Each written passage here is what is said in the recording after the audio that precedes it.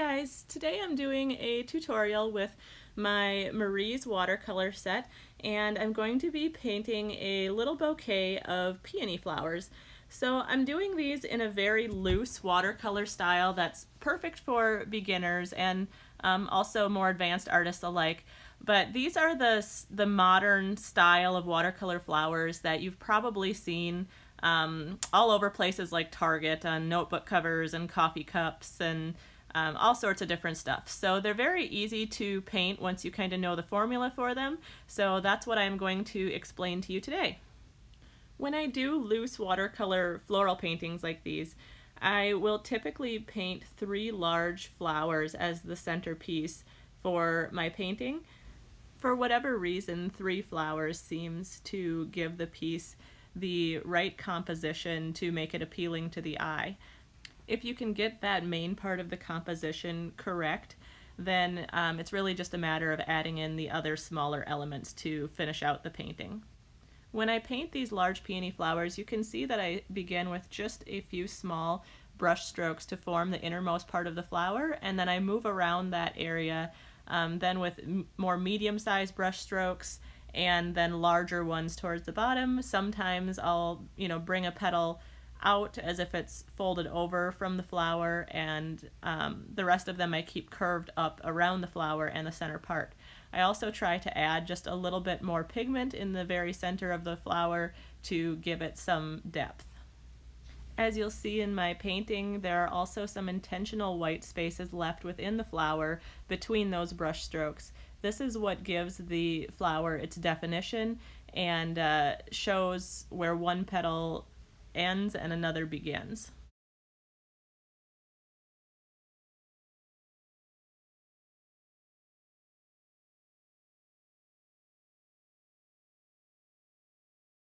I'm now going to add in a couple of peony buds to this painting, ones that haven't quite opened yet, just to add some variety to our little bouquet.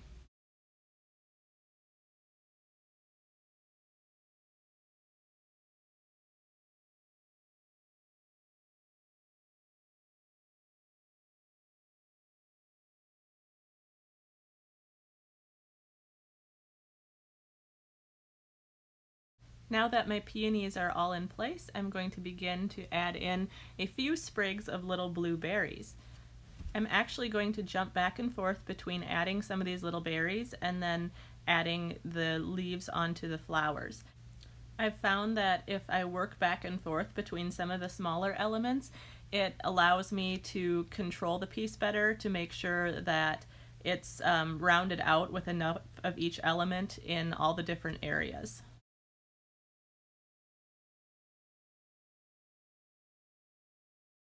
There are a ton of different smaller elements that you could choose to add to your floral piece. I just encourage you to think a little bit about your color scheme before you begin and pick 3 or 4 colors that you'd like to stick with throughout your piece. For me, the colors I chose were rose for the peonies and then cerulean blue for the berries, and then I used a mix of viridian green and lemon yellow to paint the leaves and stems. With this loose style of watercolor florals, it's really all about minimal brush strokes. So really thinking about where you're going to place those strokes and then moving your brush in one sweeping motion to create the shape you're after. Obviously this takes some time and practice, and even once you're used to it, there are moments where you have to go back and go over a brush stroke to get it to be the shape that you want. But it is a good thing to think about as you're painting and just to get in the habit of doing in general. I think that being intentional with your brush strokes and trying to minimize how much you have to rework an area just creates a lot of mindfulness in painting and makes you really pay attention to what you're doing. I think it's easy to get caught up in what we want the end result of a piece to be, and to be more focused on that than we are on the actual process of making the piece, and I'm definitely guilty of this myself at times. So I found that when I'm more intentional in my process, I'm far more likely to get that end result that I'm after than if I'm just focused on what the end goal is versus what I'm actually doing.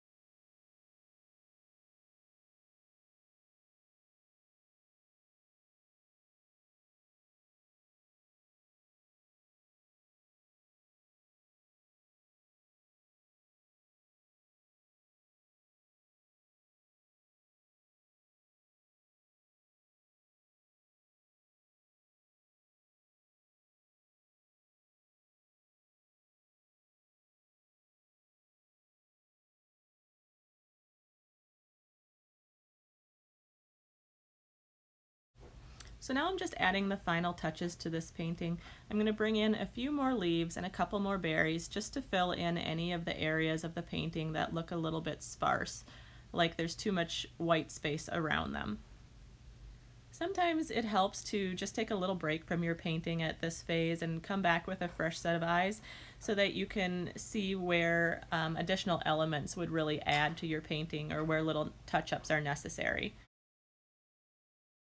I'm adding a little more of that intense pink pigment back to the center of the peonies, and then with a damp brush I'm just going to kind of pull that out until it fades into the rest of the flower. As they dried earlier, they lost a little bit of that depth in the center, so I just wanted to bring that back.